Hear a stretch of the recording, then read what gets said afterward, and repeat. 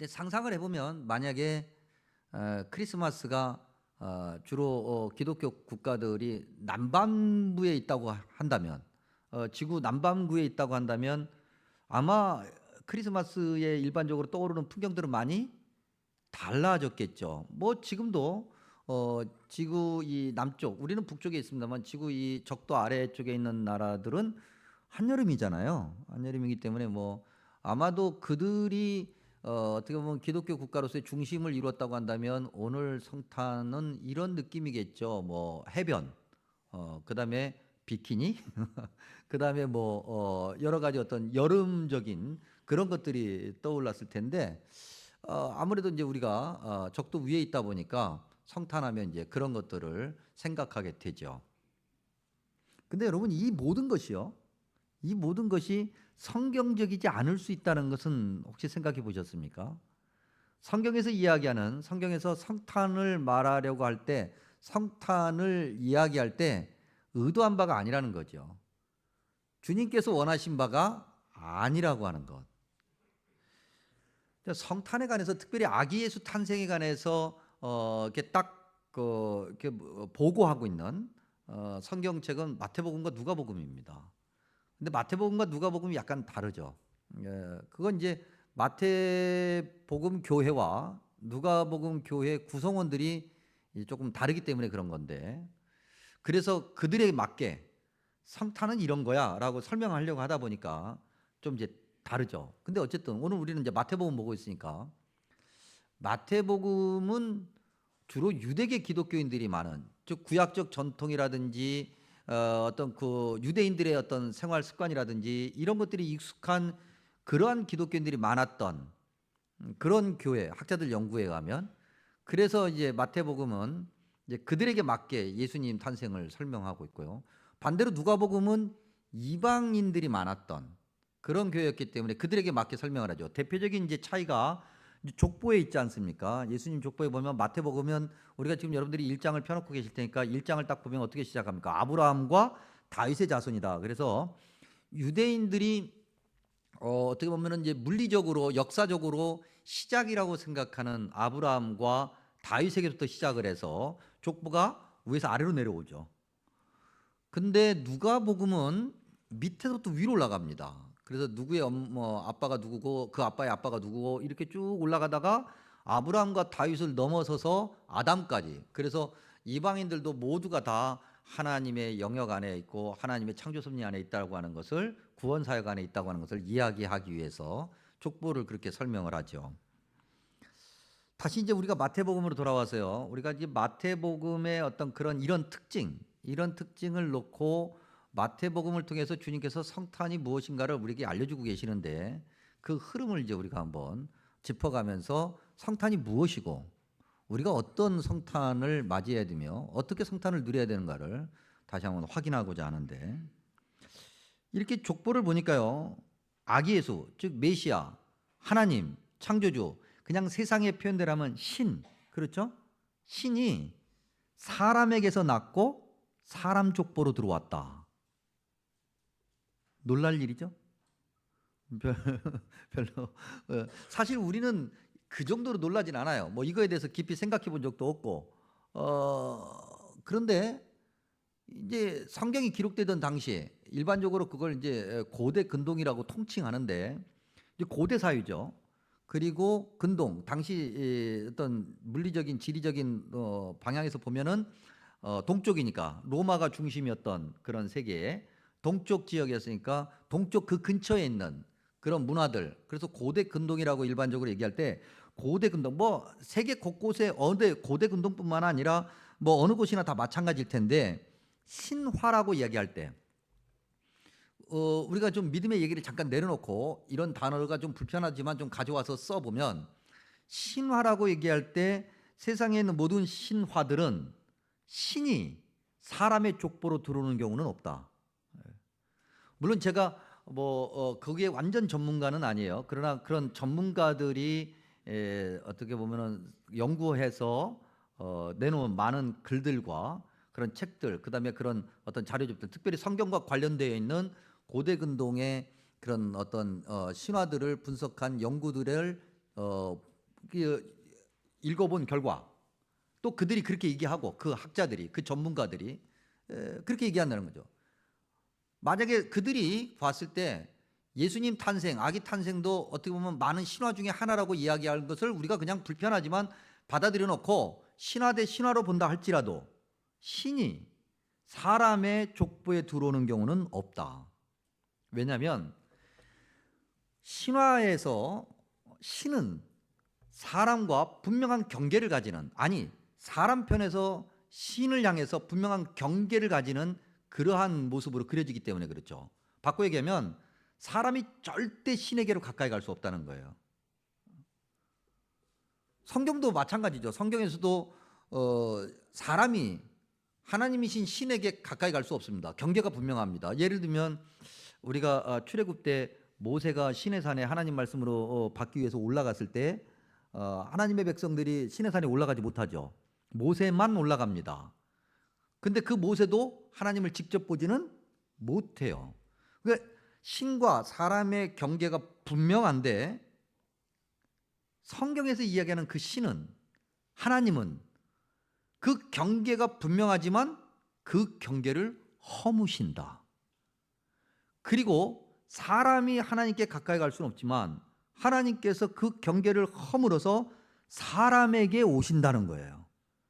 그리고 그 오심이 그냥 오심이 아니라 사람을 위해서 오시는 거예요.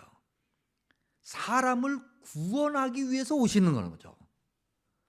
세상의 그 어떤 신화에도 신이 사람을 구원하기 위해서 신이 만들어 놓은 그 경계, 너희들 니까지 것들 이렇게 해서 경계를 만들어 놓은 그 경계를 스스로 허물고 사람에게 오는 경우는 없다.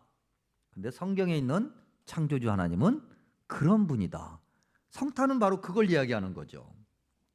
또 하나, 사람과 신이 경계가 분명한 이유, 이제 고대 근동 신화, 일반 신화에서는 그 이유는 사람과 신을 나눠 놓는 건데 이것도 사실은 좀 말이 안 되는 거예요. 왜냐하면 일반적으로 우리가 신화라고 얘기할 때 그 신화는 사람의 창작물이거든요. 종교적인 창작물이에요. 그래서 사람들이 그들이 이야기하는 것을 얘기하는 겁니다. 그래서 그들이 이야기하기를 사람이 종교를 만들고 종교의 신들을 만들고 그 신들의 세계를 만들고, 그런데 사람이 만들어 놓은 그 신들의 세계, 그 신들 앞에 사람이 엎드려 맹종하잖아요. 그 말이 안 되는 거예요, 사실은. 그러면서 이야기하기를 그 신화들은 뭐라고 표현을 하냐면 신이 사람을 만들었는데 신이 사람을 만든 이유는 신들이 편하려고 만들었다는 거죠.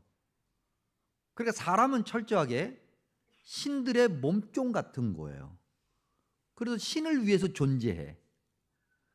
그래서 때때로 신이 마음에 안 들면 사람도 확 내치고 뭐 이렇게 제거도 하고 뭐 이렇게 사람들 세계에 와서 사람들 것도 약탈해 가고, 신들의 세계 안에서 사람들이 하는 온갖 추잡한 일들이 다 일어나는 그러한 것으로 묘사가 돼요.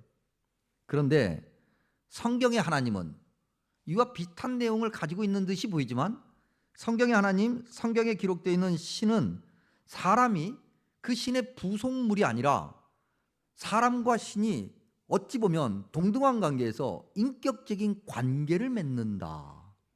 이 대표적인 얘기를 우리가 구약에서 하나 신약에서 하나 찾아보면, 구약에서 하나님께서 사람을 만드실 때 뭘로 만드셨어요? 뭐에 따라서? 사람이 하나님의 뭘 닮아요? 형상. 그러니까 어떤 피조물도, 어떤 신화에서도 피조물이 사람이 신의 형상을 가졌다는 얘기는 찾아볼 수가 없다는 거죠. 이건 그 전문가들이 다 하는 얘기를 지금 여러분에게 소개해 드리는 거예요. 그 사람이 하나님의 형상을 가졌다고 하는 것은 뭐 설명이 지금 복잡하니까 우리가 다 얘기할 수 없지만 어느 부분에서는 하나님이 사람과 동등한 인격적인 관계로 대화하신다는 거예요. 그래서 역설적이게도 사람이 하나님께 대드는 거예요. 만만하게 생각하는 거죠. 또 하나 그 하나님이 사람과 인격적인 관계를 맺는다고 하는 것이 우리가 지금 마태복음 펴놓고 있으니까 마태복음 1장 한 23절을 보시면 어떤 단어가 있냐면 이사야서 말씀을 인용하면서 임마누엘이라는 단어를 사용하죠. 임마누엘. 그러고 난 다음에 번역하면 뭐라 그랬어요? 하나님이 우리와 함께 하신다. 세상에 어떤 신도 사람과 함께 하지는 않아요. 사람과 떨어져 있죠. 그래서 사람들의 고통, 사람들의 어려움 이런 것들을 나몰라라고 자기 자신이 사는 것도 바빠. 그래서 필요하면 사람을 불러다가 부려먹는 거지 사람과 함께 하진 않아요. 우리가 출애굽기 2장에서도 분명히 얘기하는 것처럼 하나님께서 그들의 고통의 소리를 들으셨고 아셨고, 이건 바꿔 얘기하면 임마누엘이라는 거거든요. 임마누엘 다시 바꿔 얘기하면 하나님께서 사람의 고통의 자리에 함께 하시면서 고통을 다 하나님도 겪으신다. 결국 성경에서 이야기하는 하나님은 하나님이 사람이 되시고 아기 예수로 이 땅에 오셨다라고 하는 것은 무엇을 말하고자 하냐면 사람을 위해서 하나님께서 은혜를 베푸시고 그 은혜는 자기 비움이라는 거죠. 철저한 자기 비움. 세상에 그 어떤 신도 자기 걸 버리진 않아요. 사람을 위해서. 왜냐하면 사람은 자기를 위해서 존재하는 거니까. 근데 하나님은 그 모든 것을 다 버리시고 다 비우시고 사람을 위해서 사람이 되셨다고 하는 거예요. 놀라운 은혜죠. 놀라운 은혜죠. 그러니까 성탄이라고 하는 것은 자기 비움이에요. 그건 나를 위해서 비움이 아니라 아이 그래 뭐 금년 내내 못했는데 이제 다이어트 좀 한번 해볼까? 그래서 비우는 그런 비움이 아니라 남을 위해서 내 것을 비우는, 그 누군가를 사랑해야 되기 때문에 내 것을 철저하게 비우는, 그것도 그냥 비우는 것이 아니라 완벽하게 모든 것을 비우는 것이 성탄이고, 그렇기 때문에 그 성탄을 기다리는 예수님을 믿는 사람들은 이 비움을 금년 가기 전에 실천해야 된다. 또 하나 예수님의 족보를 보면 예수님이 요셉에게서 낳았다가 아니라 마리아에게서 낳았다 그랬습니다. 여러분 1장 우리가 읽은 16절에 뭐 이렇게 얘기할 수 있잖아요. 마리아 남편 요셉이 있는데 그 요셉이 아기 예수를 낳았어. 아기 예수의 아빠야. 이렇게 설명을 해도 틀리지 않거든요. 그리고 이게 오히려 자연스러워요. 여러분 족보가 있다고 하는 것은 굉장히 동양적인 겁니다.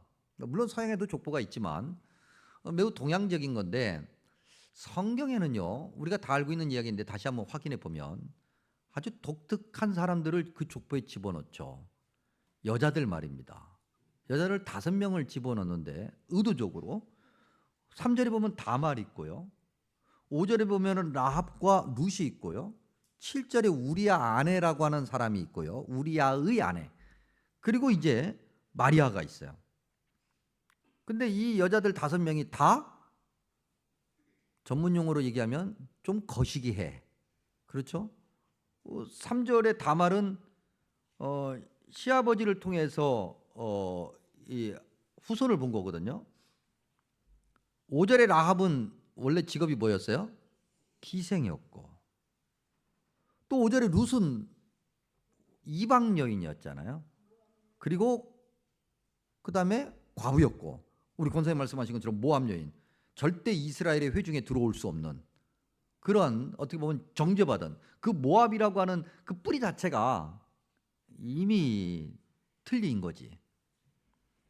7절에 우리아의 아내. 이건 뭐 오늘날 도덕과 윤리에서도 어긋난, 어떻게 보면은 그냥 단지 불륜이 아니라 뭔가 강탈해 온 거잖아요. 강탈해 온 거예요. 마리아. 뭐 오늘날에야 뭐 마리아를 뭐 성모라 그렇게 부르기도 하지만 종교를 떠나서, 근데 뭐 오늘날에도 마리아는 좀 거시기 하잖아요. 얼마나 좀 마리아가 불편한지 처음에 이제 교회를 나온 어떤 젊은 아가씨가 크리스마스가 됐는데 이 대림절 기간 동안에 이 모든 교회가 공통적으로 설교하는 설교 내용을 목사님한테 들은 거예요. 그러면서 마리아가 처녀인데 남자를 알지 못하는데 아이를 가졌다, 임신했다, 이게 말이 안 되고 불편해. 그리고 그런 마리아에게서 예수님이 태어났단 말이야. 이게 좀 말이 돼? 그래서 예배가 끝나자마자 목사님을 찾아가서 이제 목사님 저기 앞에 서서 인사하고 계시는데 거기서 막 대놓고 막 목사님한테 질문한 거예요. 목사님 성경에 이렇게 예수님이 말이죠. 이런 여자한테 태어났다니 이게 말이 됩니까? 하고 막 뭐 따져 물었어요. 그랬더니 옆에서 그 얘기를 가만히 듣고 있던 이제 노 권사님, 아주 이제 교회를 오래 다니는 아주 연세가 많으신 권사님께서 그 좀 그렇게 막 따진 듯이 묻는 그 젊은 아가씨가 좀 보기 싫었는지 소리를 뻐럭 지르시면서 그분이 그냥 그렇게 얘기했다는 걸 그대로 이렇게 옮기면 찌라라고 자빠졌네. 야, 마리아 남편 요셉도 아무 말도 안 하는데 네가 뭐라고 그렇게 지랄이야? 그러는 거예요. 아니 마리아 남편 요셉도 아무 말 안 하는데 지가 뭐라고?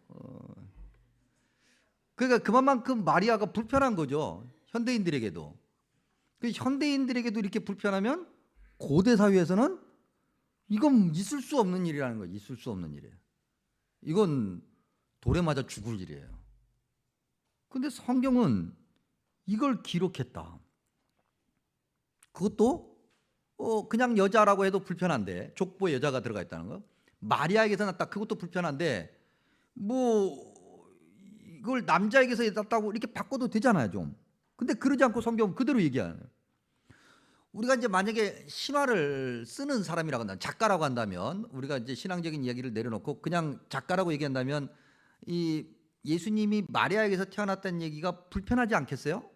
그러니까 뭐 마리아에게서 났다라는 얘기를 빼고 요셉에게서 났다 해도 뭐 그다지 그렇게 불편하지 않고 이렇게 살짝 넘어갈 수 있잖아요, 우물적. 아니면 뭐 이 족보에는 이런 불편한 여자들 다 빼고 예수님의 족보를 어떻게 좀 물 흐르듯이 좀 어떻게 좀 해볼 수 있는데 성경은 그러지 않고 그대로 여과 없이 그대로 해놨어. 그 왜 그랬을까? 뭐 아기 예수의 탄생, 뭐 당시 로마 세계니까 메시아로 오신 분이잖아요. 그러니까 뭐 당시의 어떤 지존 중에 지존은 로마 황제니까 로마 황제의 왕위 계승 서열 1번에 있는 왕자로 오셨다든지 뭐 아니면 당시 사회 고관대작의 아들로 오셨다든지 뭐 그것도 아니면 뭐 어느 로마 시민 어느 가정 중에서 좀 유복한 그 가정에 뭐 마달로 태어났다든지 뭐 이렇게 해도 되는데 뭐 당시 정복자 눈에 비치면 가장 골칫거린 유대인들, 그것도 그나마 그 유대인들 중에서도 조금 괜찮은 집안도 아니고 뭐 이상한 이름도 없는 그런 집안에 그것도 이상한 여자한테서 나셨다. 이거 불편하잖아요. 불편해 안 불편해요? 우리는 하도 믿음이 좋아서 안 불편하죠. 근데 이게 다 불편한 거라고요. 그래서 당시 사람들이 안 받아들인 거예요. 너무나도 파격적이야. 너무나도 모든 규범을 사람들이 당연하다고 생각하는 그 모든 규범을 너무나도 깨버렸어요. 출발부터가 완전히 달라. 일반적인 것이 절대 아니라는 거죠. 그래서 사람들이 너무 싫은 거예요. 오늘 우리도 그러지 않나요? 너무 좀 뭔가 파격적이고 너무 뭔가 좀 나하고 맞지 않고 내가 익숙한 어떤 세상의 어떤 삶이 있고 그런 어떤 흐름이 있는데 그런 흐름에 맞지 않으면 왠지 모르게 신앙생활하기가 불편해. 성경의 내용도 좀 불편해. 그래서 자꾸 받아들이려고 하지 않고 자꾸 밀어내려고 하고 입으로만 머리로만 신앙생활할 뿐이고 정말 처음부터 세상의 모든 가치관, 규범, 심지어는 도덕과 윤리까지도 완전히 깨뜨리고 하나님께서 왜 이렇게 우리에게 은혜를 부어주시는지에 대해서는 잘 생각하려고 하지 않는 우리의 그 어떤 선입견. 아까도 우리가 얘기한 것처럼 뭐 크리스마스 하면 눈사람부터 생각하는 겨울, 뭐 화이트 크리스마스, 뭐 이런 것과 비슷한 거라는 거죠.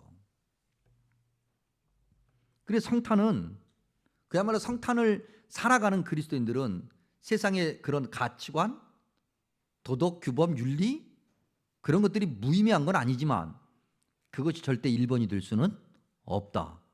왜냐하면 그런 것들이 우리의 믿음을 적당히 타협하게 만들거든요. 그리고 나를 정당화시킨 거예요. 나는 말이야 적어도 그런 짓은 안 했어 라고 하면서 나를 정당화시키는. 근데 주님은 그러시지 않으셨다. 예수님 탄생을 이제 그 소식을 접하고 찾아온 그 사람들을 통해서도 성탄이 무엇인가를 마태복음에서 지금 계속 설명하고 있는 그 성탄이 무엇인지를 우리가 확인해 볼 수 있는데, 그 소위 동방박사들 말입니다.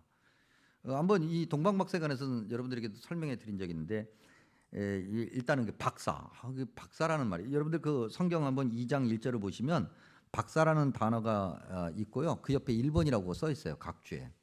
그리고 이제 맨 밑으로 내려가면 각주에 뭐라고 되어 있습니까? 점성가. 여러분들 오늘 우리의 어떤 그런, 우리가 살고 있는 21세기 대한민국 땅에서 살고 있는 이런 어떤 우리의 어떤 문화, 우리의 언어, 우리의 어떤 습관으로 성경을 보려고 하면 안 되는 것들이 굉장히 많이 있습니다. 근데 그렇게 해서 하면 안 되는데, 그리고 성경에 기록한 단어가 도저히 오늘 현대 언어로 번역이 안 되는 단어들이 있어요. 그 중에 하나가 이 박사라는 단어예요. 이 박사라고, 우리말로도 박사 그러면 똑똑한 사람들 이렇게 생각하게 되잖아요. 많이 배우고 공부도 많이 하고 이렇게, 이런 것이 이제 박사라고 하는데, 안다 박사 말고 진짜 박사.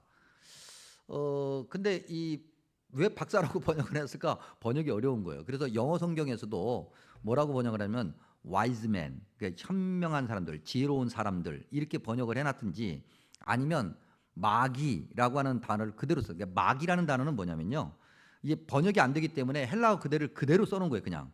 그래서 마귀는 뭐냐면 마고스의 복수 형태거든요. 여러분들이 오늘 영어 단어에 매직, 그다음에 매지션 이런 단어 있잖아요. 그 단어의 어원이 마고스예요. 마귀 그러면 그 마고스의 복수 형태인데, 어쨌든 그냥 마귀라는 단어를 그대로 써놓는 거죠. 왜냐하면 번역이 안 되는 거기 때문에 이게. 그러면 이제 마고스, 그러면 번역이 안 되는 거니까 이건 이제 설명을 해야 된단 말이죠. 그러면 이제 마태복음이고 유대인들이 주로 이루어져 있는 것이고, 그다음에 어떻게 보면 유대인들 당시, 예수님 당시에 그 유대인들 가면은 일반적으로 성경에서 얘기하는 유대인들은 대제사장을 비롯한 제사장 그룹들, 바리새인들, 그다음에 사두개인들, 그다음에 제사장과 바리새인들 그룹에서 성경을 좀 더 많이 안다고 생각하는 율법학자 또는 서기관이라고 얘기하는 그런 사람들이 중심이 되어 있는 사람들이, 이게 유대인들이거든요. 그리고 이 유대인들을 향해서 뭔가 마태복음은 뭔가 도전을 하고 있는 거죠. 그러면서 이 마고스, 마귀들을 언급하고 있어요. 그런 관점에서 봤을 때 학자들의 연구에 하면 이 마고스, 마귀라고 하는 사람들은 이스라엘 동쪽 지역, 이제 페르시아 제국 지역인데, 그쪽 지역에 살던 제사장 그룹의 후손들일 것이다. 이 제사장 그룹의 후손이라고 하는 것은 이제 기원전 586년에 완전히 이스라엘이 망하지 않습니까? 망하고 난 다음에 이제 세계 곳곳에 흩어져 삽니다. 이걸 디아스포라 유태인이라고 그러는데, 오늘도 디아스포라 유태인들이 세계 곳곳에 있죠. 이 디아스포라 유태인들 중에서 제사장 그룹들이 있었어요. 근데 이 제사장 그룹들의 후손이 계속해서 이어져 왔는데, 얼마까지 이어져 왔냐면 예수님 당시로만 따져도 400년이에요. 기원전 586년에 망했으니까 대략 약 400년이거든요. 그 400년 동안 제사장의 후손들이 계속 그 지역에 살면서 자기 조상의 조상에로부터 들어왔던 메시아의 오심에 대해서 계속해서 듣고 있었고, 그 믿음의 유산을 계속해서 전해왔던 거예요. 그래서 오늘 이 동방박사라고 할 때 박사라는 단어에 어떻게 보면 포인트라고 할까요? 핵심이 있는 것이 아니라 동방에 있는 거예요. 동쪽에서 왔다. 그러니까 마태복음은 의도적으로 박사들이 왔다라고 얘기 안 하고 동방 박사라고 얘기해요. 동쪽에서 온 박사라. 동쪽이라는 것을 일부러 밝히고 있어요. 왜 밝히고 있냐면, 이 유태인이라고 그랬잖아요. 그 당시 사람들이 생각하는 유태인들, 정통 유태인들, 하나님의 백성이라고 생각하는, 우리가 하나님의 백성이야 라고 생각하는 그 사람들의 물리적인 공간은 예루살렘 약간 밑에 브엘세바부터 시작을 해서 갈릴리 남쪽 지역까지예요. 근데 사실은 뭐 그렇게 지리적으로, 그다음에 요단강 서쪽으로, 근데 그렇게 따지지만은 사실은 뭐 갈릴리 지역은 이미 총구석이고, 갈릴리 전체를 통해서 왔다 갔다 북쪽과 남쪽이 왔다 갔다 하면서 먹고 살고 뭐 그렇게 했기 때문에 이미 이방 지역에 의해서 더럽혀진 곳이다. 가난하고 더럽혔고 율법적으로 구원받을 수 없는. 그래서 사실은 예수님 당시에 유태인들이 생각하는 정통 유태인이라고 얘기한다면 예루살렘에 사는 사람들을 얘기하는 거예요. 자기들 아까 얘기했던 대제사장, 바리새인들 뭐 이런 사람들. 근데 이런 사람들 눈에 동방에서 왔다? 그것도 페르시아 제국전에 옛날에 망해가지고 끌려가서 거기서 오랫동안 수백 년 살면서 이미 혈통적으로도 율법적으로도 다 섞여서 더럽혀진 그 사람들. 그들이 생각하기에는 절대로 구원받을 수 없는 백성이고 절대로 하나님 백성이 될 수 없는 그들, 그 동방 박사들이 유일하게 그들이 아기 예수님 메시아의 오심을 아련하지요. 성경이 이 이야기를 굳이 써놓은 이유는 뭘까? 거기 뭐 제도권 교회 안에서 종교적인 권위를 가지고 내가 교회를 몇 년을 다녔고 내가 교회에서 집사고 권사고 안수집사고 장로이고 심지어는 목사고 뭐 그렇기 때문에 내가 더 성경을 잘 알고 있고 더 성탄을 잘 알고 있고 더 성탄을 잘 누리고 있다라고 말할 수 없다. 그러면 누가 성탄을 잘 알고 누가 성탄을 잘 누리고 있는가? 율법적으로 정죄당해서 무시당하고 더럽혀졌다고 혼합되었다고 그렇게 정죄당하고 있는 죄인이라고 그렇게 당하고 있는 그들. 그러나 수백 년 동안 말씀 그대로 아멘 아멘 하면서 그 믿음의 유산을 그대로 간직하고 순종해 왔던 순종하는 자들, 그 사람들이 성탄을 바르게 하는 거다라는 거죠. 마태복음은 그 얘기를 하고 싶은 거예요. 그러니 우리가 성탄을 잘 알고 누리려고 있고 그런 사람이라고 한다면 우리에게는 오직 예만 있어야 되겠다. 겸손하게 말씀에 기록된 그대로, 머리로가 아니라 경험으로가 아니라. 이제 연말이 되니까 벌써 뭐 여기저기서 뭐 안 한다고 하는 소리가 자주 들려오지. 그거 제가 해볼게요. 그런 소리는 잘 안 들리잖아요. 뭔가 좀 일단 해야 되는데 예가 잘 안 돼. 그런 성탄은 자칫 우리를 성탄에 대한 무지로 이끌게 하고 올바른 성탄의 삶을 살아가는 그리스도인들이 못 되게끔 그렇게 한다. 또 하나 주님 오심, 마태복음을 통해서 계속 보면 주님의 오심, 이 성탄은 처음부터 세상의 힘과 거리를 두죠. 아니, 세상의 힘을 거절해. 아니, 그것도 아니에요. 엄밀하게 따지면 세상의 힘에 밀려나고 쫓겨다니는 거죠. 동방박사들, 믿음이 꽤 좋은 사람들이고 이 사람들이 성탄을 바르게 안 사람들인데 이 사람들조차도 별을 보고 따라왔잖아요. 그러니까 사실 예루살렘과 베들레헴은 지리적으로 가깝거든요. 그러니까 예루살렘에서 보는 별이나 베들레헴에서 보는 별이나 똑같지 뭐. 그러니까 이들이 생각하기에는 야, 별이 여기까지 왔으면 그래도 예루살렘이겠지. 설마 저 총구석 베들레헴이겠어? 그것도 짐승 우리의? 아니, 그러지는 않겠지 하고 예루살렘부터 들어간 거예요. 동방에서 왔다고 그러면 지리적으로 봐도 예루살렘부터 갈 수가 없어요. 베들레헴부터 가야 되는 거예요. 근데 그들은 예루살렘으로 가는 거죠, 곧바로. 그리고 예루살렘에서 유대인의 왕으로 나신 이가 누구냐라고 찾고 다녀. 소문나 버렸어요. 헤롯이 듣기에 유대인의 왕? 내가 유대인의 왕인데 나 말고 또 다른 유대인의 왕이 있어? 그러면 사람들이 거기 몰려가겠고 그러면 사람들이 거기서 막 야, 이거 반동 세력이 되겠고 이 잘못하면 내란을 일으키겠고 야, 이거 안 되겠는데? 그래서 특정 어떤 지역에 있는 누군지 정확하게 잘 모르니까 2살 미만의 아이들을 다 죽이는, 그래서 성탄이 기쁨과 감사와 위로가 아니라 아기 예수가 오시자마자 세상에 갑자기 하루아침에 갓난아기 이 젖먹이 아이를 잃어버린 그 어미들의 절규로 가득 차버렸다나. 동방박사들이 좀 예루살렘 가서 좀 설레발 좀 치지 말지. 좀 입 좀 다물고 있지. 굳이 예루살렘에 들어가가지고 그들도 그렇게 생각한 거죠. 예루살렘에는 오셨겠지. 이 정도에는 오셔야지. 메시아의 탄생은 좀 세상을 좀 흔들어야 되잖아요. 그래서 야, 내가 왔다. 자, 이제 니네 다 죽었어 이제. 그리고 좀 예시야 오심이 좀 대단해 보이고 헤롯 정도는 로마 황제 정도 좀 맞서서 1대1로 좀 어떻게 해봐야지.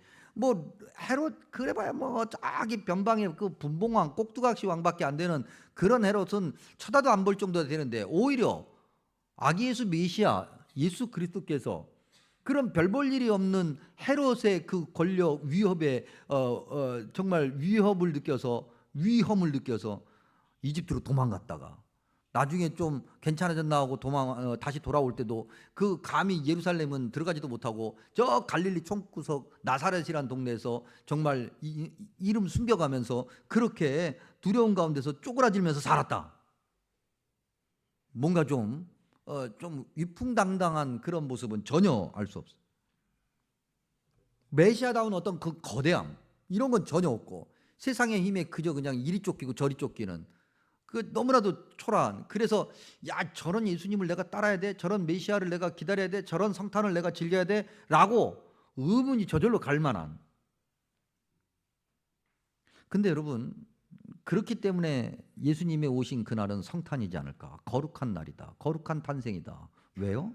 만약 우리가 기대하는 그런 예수님의 오심이었다고 한다면, 만약에 우리가 일반적으로 기대하는 그런 어떤 위풍당당한 메시아의 탄생이었다고 한다면 그 메시아는 그야말로 특정 계층의 특정인들만의 메시아겠죠. 그것도 메시아가 될까 말까 모르겠어요. 어쩌면 뭐 상위 10%? 아니 뭐 상위 5%? 아니야. 상위 1%.